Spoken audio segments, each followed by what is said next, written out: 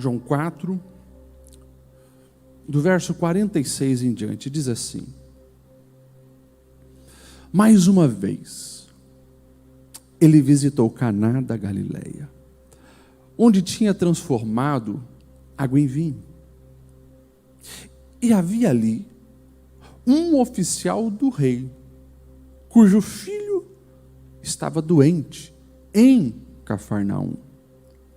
Quando ele ouviu falar que Jesus tinha chegado a Galileia, vindo da Judeia, procurou e suplicou-lhe que fosse curar seu filho, que estava à beira da morte. Disse-lhe Jesus: se vocês não virem sinais e maravilhas, nunca crerão. O oficial do rei disse: Senhor, vem, antes que o meu filho morra. E Jesus respondeu: pode ir, o seu filho continuará vivo. Presta atenção nessa frase tão linda. O homem confiou na palavra de Jesus e partiu. Vou ler de novo. O homem confiou na palavra de Jesus e partiu. Estando ele ainda a caminho, os seus servos vieram ao seu encontro com notícias de que o menino estava vivo. Quando perguntou a que horas o seu filho tinha melhorado, eles lhe disseram: a febre o deixou ontem, à 13h. Então o pai constatou que aquela hora fora exatamente a hora em que Jesus lhe dissera: o seu filho continuará vivo. Assim, creram ele e todos da sua casa. Vou ler de novo esse final. Assim, creram ele e todos os de sua casa. E para finalizar, verso 54, esse foi o segundo sinal milagroso que Jesus realizou depois que veio da Judeia para a Galileia. Amém? Feche os seus olhos antes de sentar. Deus, mais uma vez nós estamos diante da Tua palavra e nós queremos ouvir a Tua voz, os Teus ensinamentos. Sabemos que tudo que chegou até nós através da Tua santa palavra são preciosidades para nos ensinar a viver, a escolher, a decidir. Que a Tua bênção seja sobre a Tua igreja, Senhor. Que possamos sair daqui renovados na nossa fé e que as nossas decisões de vida sempre estejam pautadas nas verdades eternas das Sagradas Escrituras. Abençoa o Teu povo, abençoa a mim, que eu seja um canal nesse momento para compartilhar a vida que vem dos céus aos Teus filhos, em nome de Jesus. Amém. Pode se assentar. Eu gostaria de ministrar nessa noite sobre esse tema: quando a tragédia vira triunfo. Esses dias eu preguei, alguns dias atrás, entre a tragédia e o triunfo. Porque nós temos sim escolhas na nossa vida e muitos escolhem a tragédia em vez do triunfo todos os dias. Não é? É claro, se nós tivéssemos a capacidade de olhar o final dos caminhos, muitos não entrariam em alguns. Mas, como nós não temos, vamos dando os passos todos os dias. Mas não com os olhos tapados, na sorte. Nós temos um manual. É só caminhar, dando cada passo de acordo com a palavra de Deus, que vai dar certo. Amém?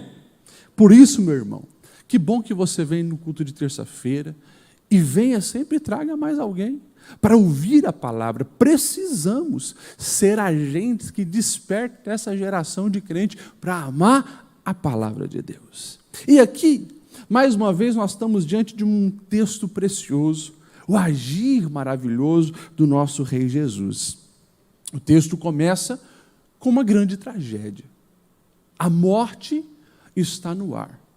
A morte está beirando a vida de um jovem e o seu pai está desesperado. Não sabe o que fazer. E quando Jesus agora volta à cidade de Caná da Galileia, esse pai cujo filho está lá na cidade de Cafarnaum, à beira da morte, ele ouve falar que Jesus está em Caná. Eu acho maravilhoso os detalhes que o evangelista João ele coloca nesse texto.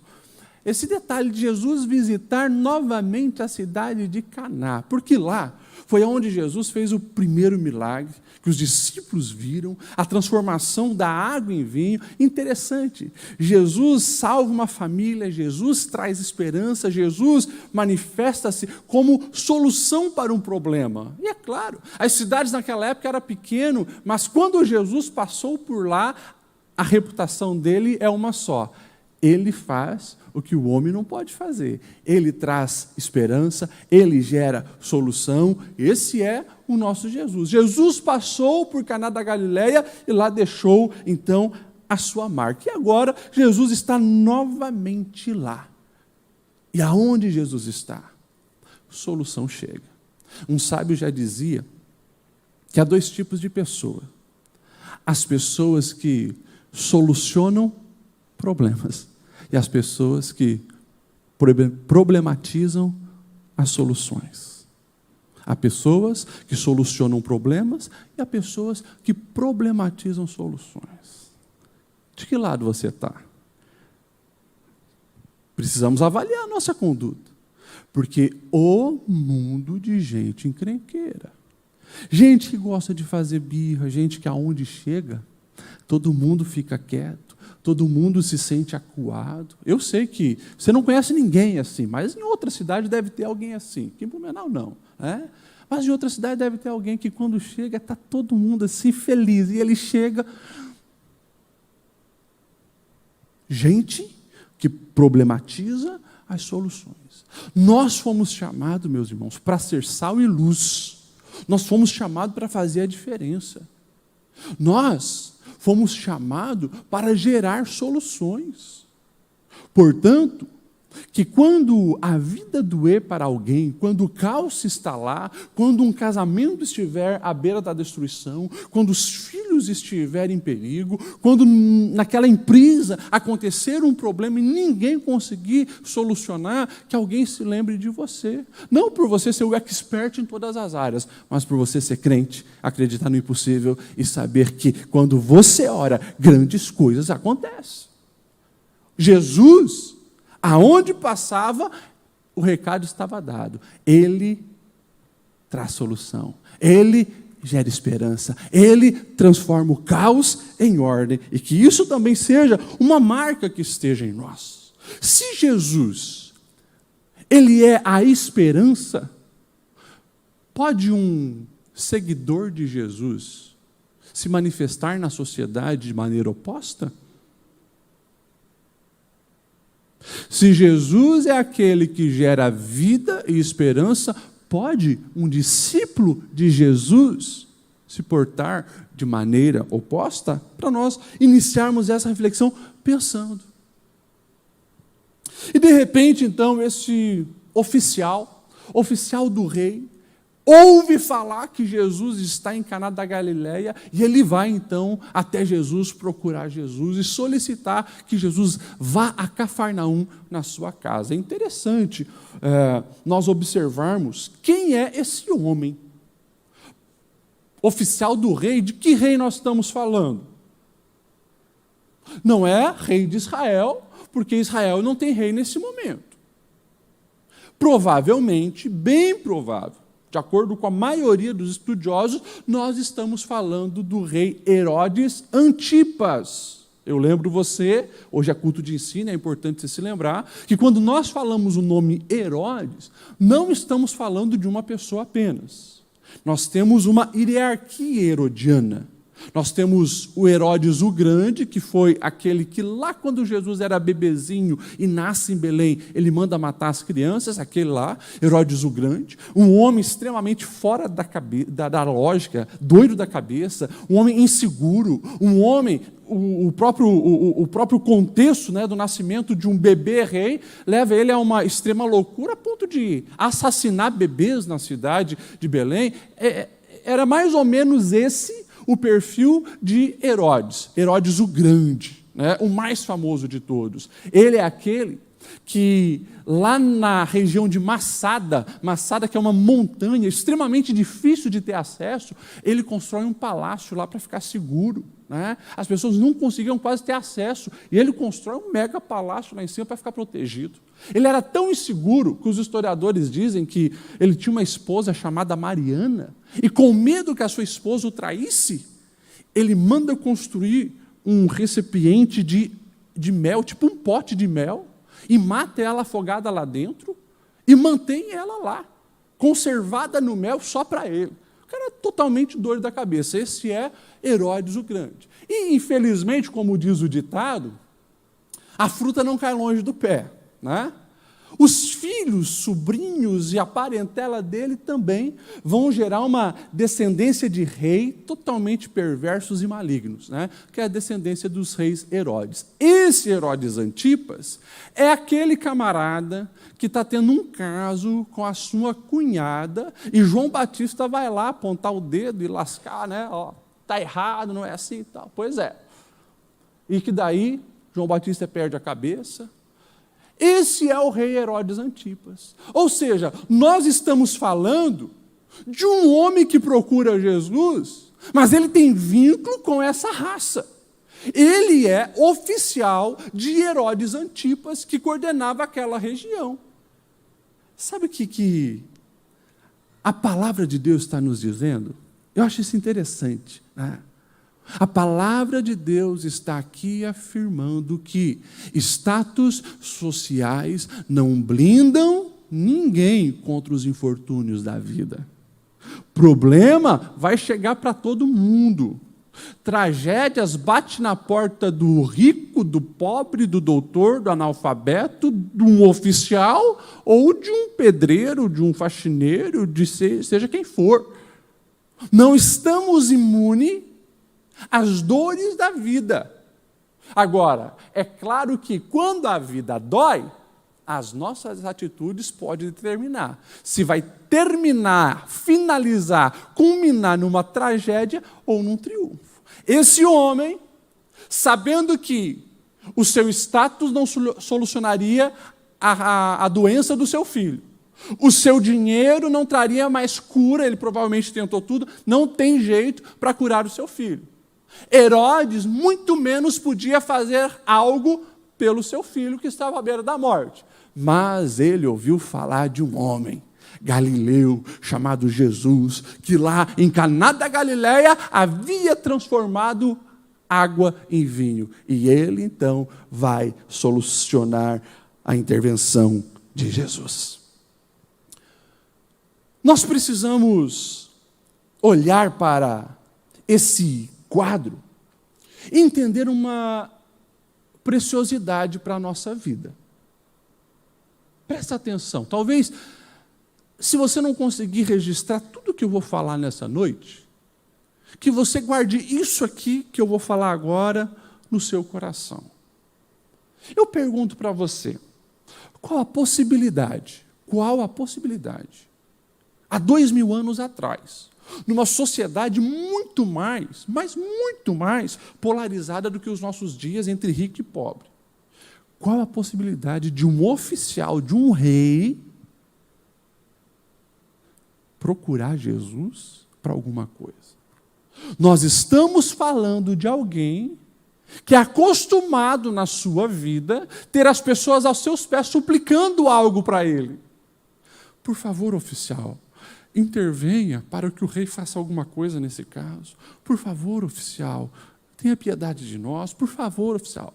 As pessoas suplicam a esse oficial para ele fazer alguma coisa. Agora, a dor, a angústia, a tristeza de ver o seu filho à beira da morte, leva ele a suplicar para um tal de Jesus, um galileu, um judeu. Se você conhecesse um pouco mais da cultura daquela época, isso aqui, meus irmãos, era um choque. Isso aqui era um choque. Por quê? Porque esse homem aqui, ele está num processo de quebra de paradigmas. Como que assim? Um oficial vai procurar um cidadão comum para pedir ajuda, mas que besteira é essa? Ainda mais um judeu. Que loucura é essa? Mas, quando a dor chega, nós estamos sim abertos para nos humilharmos, tirarmos as vestiduras de status sociais e reconhecer a nossa pequenez, a nossa fragilidade, as nossas limitações. Pastor Lediel, o que é tão precioso que o senhor queria falar? É isso, é isso. Isso o quê? Escute bem. Há um lado positivo nas dores da vida. Há um fator muito importante e especial nas tragédias que nós enfrentamos, que é o quê?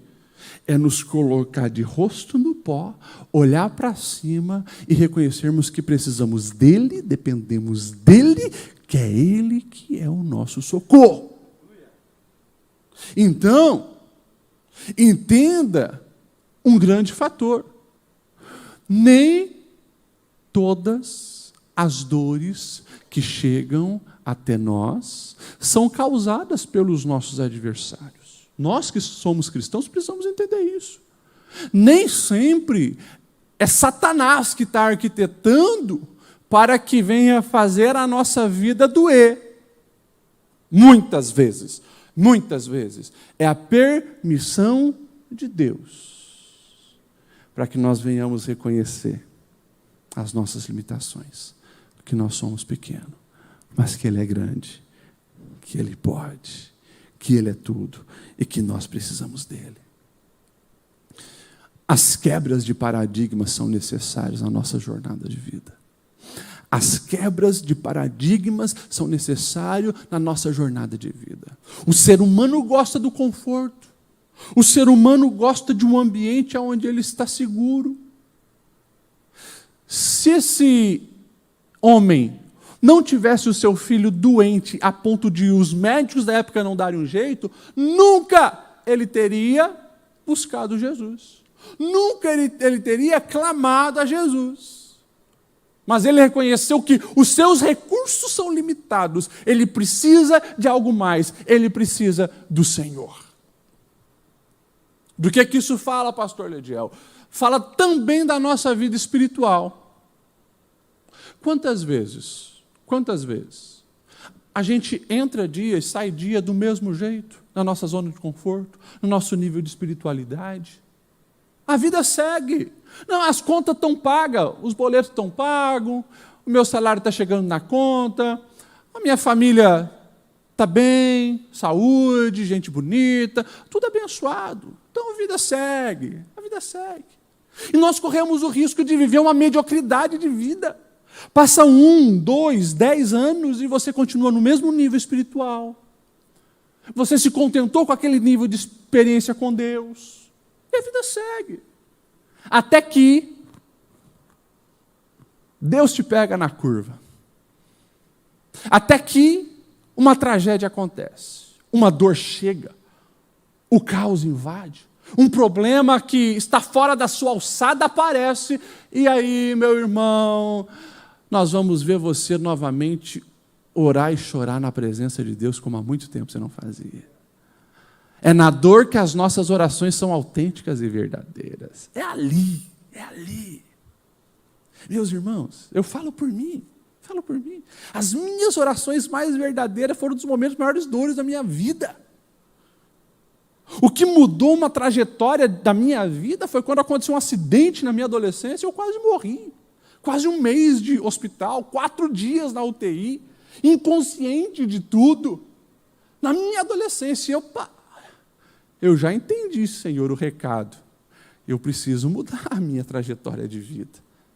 Então, nós precisamos olhar a vida desse homem que resolveu sair da sua zona de conforto, quebrar paradigmas, sair dos palácios e para a estrada da vida, reconhecer um Galileu chamado de Mestre Jesus e dizer: eu preciso de ti.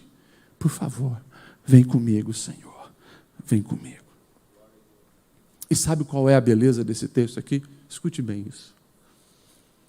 Eu olho para esse homem, eu aprendo com ele, questão de prioridades. prioridades. Sabe por quê? Esse homem, ao abrir mão da sua reputação, porque um oficial do rei Herodes Antipas procurar um galileu, Jesus, meu amigo, a reputação desse cara, ó, acabou. Consequentemente, o próprio cargo desse homem aqui está em risco. Mas sabe qual a beleza dentro dessa verdade de prioridades? Ele se mostra disposto a perder o cargo, a perder o emprego, a perder todo o seu status sociais para ver a salvação do seu filho. Vou repetir isso. Esse homem está disposto a abrir mão da sua vida social, seu status social. Ele abre mão da ganância, ele abre mão do poder para ver o seu filho bem.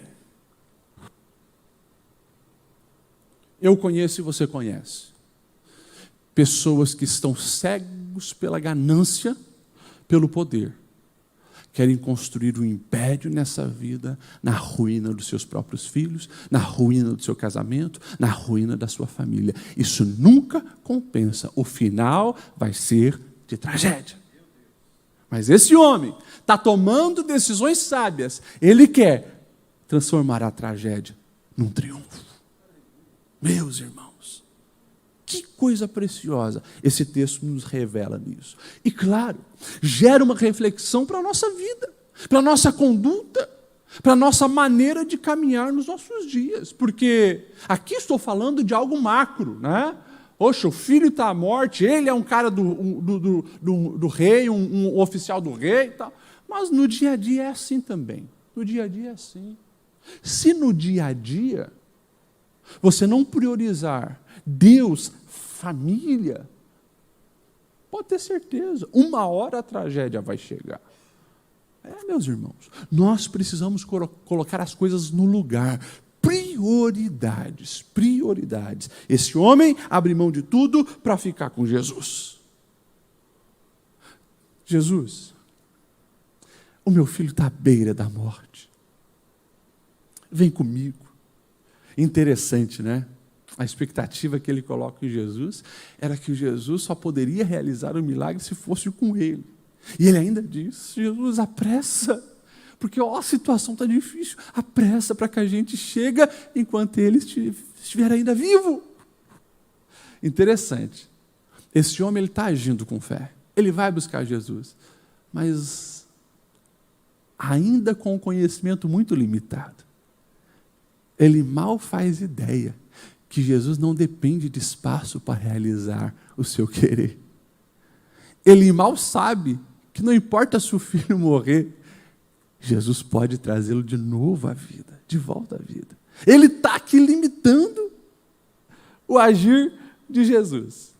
E Jesus, ele frustra a expectativa desse oficial, mas realiza o milagre. Jesus frustra a expectativa do oficial, mas realiza o milagre. Porque Jesus não vai com ele. Jesus, não, tá bom, vamos lá, vamos correr 50 quilômetros até de Caná para Cafarnaum. Não, Jesus não vai lá. Jesus diz, vai você para a sua casa, porque o seu filho continuará vivo. E é interessante, porque daí, aquele homem que estava com a fé e com a mentalidade tão limitada, tem que ir comigo, meu filho não pode morrer, tem que pegar ele ainda vivo para que alguma coisa aconteça. Aquele homem, na mesma hora, se enche de fé, ele crê naquilo que Jesus está falando. O texto é bem claro, ele confiou na palavra de Jesus e ele foi. Confiou na palavra de Jesus e ele foi. Nem sempre Deus vai fazer do jeito que nós estamos esperando. Esteja aberto e em sintonia com Jesus, porque pode ser que Jesus vai mudar a maneira de fazer aquilo que você precisa, não aquilo que você quer, aquilo que você precisa. Raramente Deus vai usar os métodos que nós estamos esperando, raramente. Porque a maneira de Jesus agir é singular, mas também é perfeita. Ele sabe o que faz. E precisamos confiar nele, acreditar nele. E o texto é lindo, porque mostra que essa confiança moveu aquele homem em ação. É lindo, porque ele não volta para Jesus e fica insistindo, não, Jesus, você não entendeu, você tem que ir comigo, bota a mão lá no meu filho. Quem sabe ele tinha ouvido a história do que Jesus fez em Cafarnaum, com tantas pessoas, que colocou a mão, que gerou cura, não sei. Ele abre mão na hora da sua mentalidade limitada e se move conforme Jesus tinha dito. A fé autêntica, real, além de palavras, ela sempre vai te mover numa direção. A fé verdadeira sempre vai te mover em uma direção. É impossível você crer em Jesus, crer na palavra de Jesus, confiar no agir de Jesus e não se mover conforme a vontade de Jesus. É por isso que a palavra é um espelho da alma e a gente sempre precisa estar verificando se a nossa alma está de acordo ali com as ordenanças do Mestre. Aquele homem vai, e daí ele desfruta do poder da fé. Aquilo que os olhos não veem, mas aquilo que a fé gera, uma convicção real. Tem algo muito precioso também nesse texto, ali no verso 48, porque assim, quando esse homem solicita que Jesus vai na sua casa tocar no seu filho que está doente, o verso 48 é uma resposta de Jesus, e aparentemente parece uma resposta tão dura, né? Olha só o que o texto diz. Disse-lhe Jesus: se vocês não virem sinais e maravilhas, nunca crerão. Se vocês não virem sinais e maravilhas, nunca crerão. Por quê? Jesus também, já estava por aqui com algumas pessoas, como, por exemplo, da sua terra natal, né? O povo lá de Nazaré. Mateus vai dizer que em Nazaré Jesus não pôde realizar muitos milagres porque eles não tinham fé. Era o grupo daqueles que queriam ver para crer. Não, se nós vermos alguma coisa que você fizer assim, uau, daí a gente crê. Jesus estava por aqui com esse tipo de pessoas, né? E a fala de Jesus mostra isso. Se vocês não virem sinais, maravilhas, nunca crerão. E a beleza desse texto é porque justamente esse homem que ouve essa palavra, ele decide mostrar para Jesus que a situação dele era diferente. Ele não viu o seu filho curado, mas ele creu. Então, sem ver, ele volta para casa confiante. Sem ver, a fé o moveu. Esse é o poder da fé. Sempre nos leva a enxergar além dos olhos biológicos, meu irmão. E aí que está todo o mistério, a beleza, o diferencial da vida cristã, daqueles que estão no Senhor. É caminhar por fé e não por vistas. É por isso que eu tenho falado praticamente em todas as minhas pregações, né? Porque eu não sei se a própria demanda de gabinete pastoral tem mostrado uma geração de crentes que estão literalmente olhando mais para a circunstância do que para o Senhor. Eu tenho atendido muitas pessoas e eu sei, nós somos gente, né? Não estou aqui criticando, estou falando de uma realidade. Como os números de crentes têm aumentado juntamente com os outros índices do mundo secular normal, de depressão, de ansiedade, de síndrome do pânico e assim por diante. Às vezes fazem fila ali no meu gabinete, procurando atendimento, e você vê, pastor, o senhor ouviu sobre a nova variante do vírus, pastor? Agora eu não sei, vacina, não vacina, tal. Nós somos gente, nós estamos nesse mundo, precisamos analisar com sabedoria. Agora, não permita que o medo domine a sua alma. Pessoas que não estão dormindo, com medo de pandemia. Pessoas que não estão vindo à igreja com medo de ser contaminado. Pessoas que estão afastadas dos próprios parentes, da parentela, trancafiados em casa, assustados com tudo que houve na mídia. Meus irmãos, a nossa fé precisa estar em Jesus. A gente se cuida, a gente se protege, faça a sua parte, mas deixa eu falar uma coisa para você. Vai vir muitas outras ainda variantes, e vai vir muitas outras coisas mais assustadoras ainda pela frente. Não tenha dúvida disso. Agora, os que esperam no Senhor são como os montes de Sião que não se abalam, permanece para sempre. Deus está conosco, Ele é o nosso refúgio, Ele é a nossa fortaleza. E isso não é versículo apenas para você memorizar, isso é versículo para você viver. É claro, quando a circunstância está desfavorável, o nosso coração que vive neste mundo caído, pode sim, muitas vezes sentir, mas isso não pode ser a nossa conduta crônica. Ei, se abalou, sentiu que o coração não está bem, a ansiedade tenta te dominar, vamos para as receitas da palavra de Deus. Nós vamos ver um Pedro deixando bem claro, lance sobre ele toda a vossa ansiedade, porque ele tem cuidado de vós. Nós vamos ver um Paulo dizendo, meus irmãos, quando a ansiedade bater, entra no seu quarto e vai aos pés do Senhor, em oração, em ações de graça. O Senhor estará com vocês. E por que melhor do que o discurso do próprio Jesus no Sermão do Monte? Jesus vai dizer assim, gente, por que vocês estão tão ansiosos quanto as coisas da vida? Não é a vida o se vestir e o se alimentar? Dá uma olhada nos pássaros do céu, dá uma olhada nos lírios do campo. Você vê pássaros mendigando não, você vê lírios do campo aí assombrados como que eles vão se portar, se vão estar vestidos de maneira bonita? Não. Jesus diz, ei, se Deus cuida de um passarinho, e de um lírio, um matinho que daqui a pouco é jogado para ser queimado, não vai ter cuidado de vocês?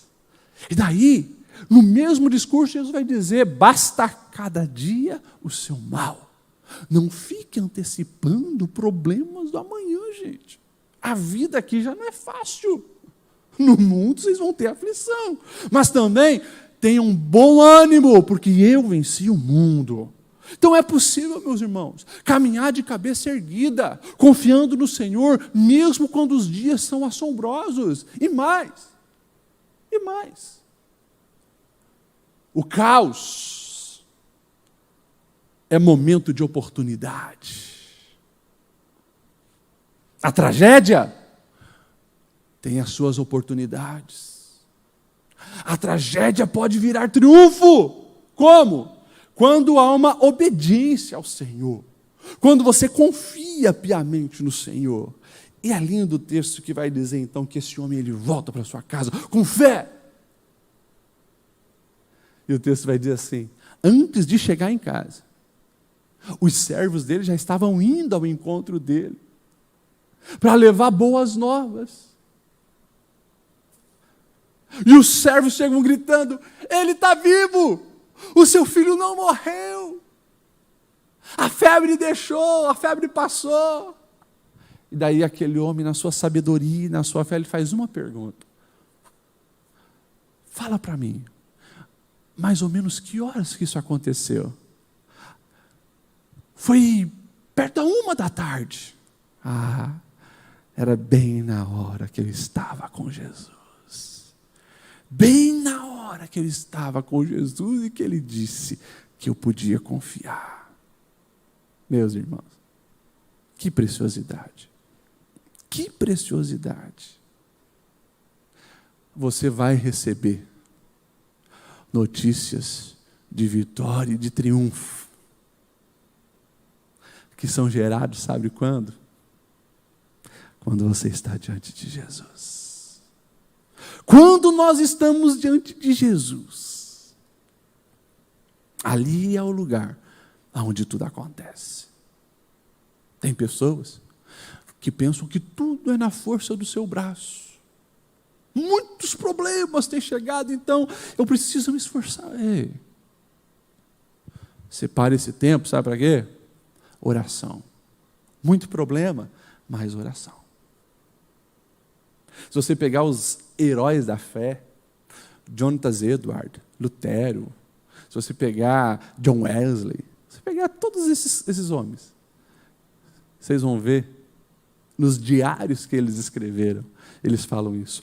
Quando eles olhavam a agenda do dia seguinte e sabia que tinha muito pepino para resolver, o que eles faziam? Eles separavam um tempo maior de oração. E ali na oração, eles geravam a solução para os problemas do dia a dia. Diante do Senhor, nós encontramos a solução. E eu fico me perguntando, puxa vida, mas por que João fez questão de trazer para a gente, aqui 2000 anos depois, né, a hora que aconteceu a cura, para a gente assimilar, assim como esse homem fez, o oficial fez, para a gente assimilar isso. É diante de Deus que a tragédia é transformada em triunfo. Não esqueça disso, meu irmão. Não esqueça disso, minha irmã. É diante do Senhor. Talvez você está aqui hoje, com o coração angustiado, porque tem uma tragédia rondando a sua vida, rondando a sua casa, rondando a sua empresa, não sei. Pode ser que tenha uma tragédia rondando. Pastor, eu peguei umas conversas que não deveria no celular da minha esposa, do meu marido. A tragédia está rondando. Pastor, como um pai me procurou essa semana desesperado. Eu fui vasculhar a mochila do meu filho e encontrei maconha. É a tragédia rondando. Pastor, não estou conseguindo largar os medicamentos e parece que cada vez eu estou mais preso nesse mundo de angústia, desespero, desilusão. É a tragédia rondando. Pastor, a vida não tem sido boa comigo e eu confesso que estou flertando com o suicídio. É a tragédia rondando. Nesse momento, meus irmãos, temos um caminho só para seguir. Um caminho só para seguir. É fazer o que esse homem fez. Eu vou abrir mão de tudo, mas eu preciso me encontrar com a solução. É Jesus, é Jesus, é Jesus. Se preciso for, você abrir mão de cargos. Se preciso for, você abrir mão de algum sonho profissional, educacional, mas para você ter uma experiência diferenciada com o Senhor, no jejum, na entrega, no se derramar, por favor, faça. Para que você não seja como muitas e muitas pessoas. Constrói castelo de areia. No final, a onda vem e leva, porque não é rocha sólida. Mas quando nós se encontramos com Jesus, tudo muda. Esse homem volta para casa. Esse homem encontra o seu filho bem. Agora, o mais lindo de tudo, o verso 53. A fé daquele homem contagiou toda a sua casa. Eu acredito que não fala só de esposa e filhos, mas os servos que estavam lá, todo mundo, a fé contagiou. O texto diz assim: assim creram ele e todos os de sua casa. A tragédia tinha chegado, eles queriam um milagre, mas encontraram algo muito melhor do que apenas a cura de um jovem. eles encontraram Jesus, confiaram em Jesus, creram em Jesus, encontraram a salvação. Nós vamos encerrar esse momento refletindo sobre isso. A tragédia pode virar triunfo quando Jesus aparece e quando nós vamos até Ele. Mas lembra disso, o verdadeiro triunfo não se limita sinais, milagres, curas, prosperidade financeira. Tudo isso é muito bom e o nosso Senhor pode fazer. Mas o verdadeiro triunfo é a salvação que nós temos nele. É fazer dele, de fato, o nosso Rei, o nosso Senhor, aquele que está no centro e no trono da nossa vida. Isso muda tudo, porque isso preenche a alma e isso gera um propósito e uma convicção da onde nós temos que caminhar, aonde nós precisamos ir. Não basta apenas crer em milagre, é preciso crer no Filho de Deus, Jesus Cristo, e que você creia nele todos os dias, ame Jesus apaixonadamente, viva por ele, porque essa é a vida que vale a pena ser vivida. E que você possa hoje sair daqui disposto a fazer como esse homem. Você tem o papel de contagiar outras pessoas a crer em Jesus. Isso é ser missional, o nosso tema, né, que nós estamos esse ano falando. Aonde estivermos, o que fizermos, precisa culminar numa vida missional que gera fé em Jesus Cristo no coração das outras pessoas.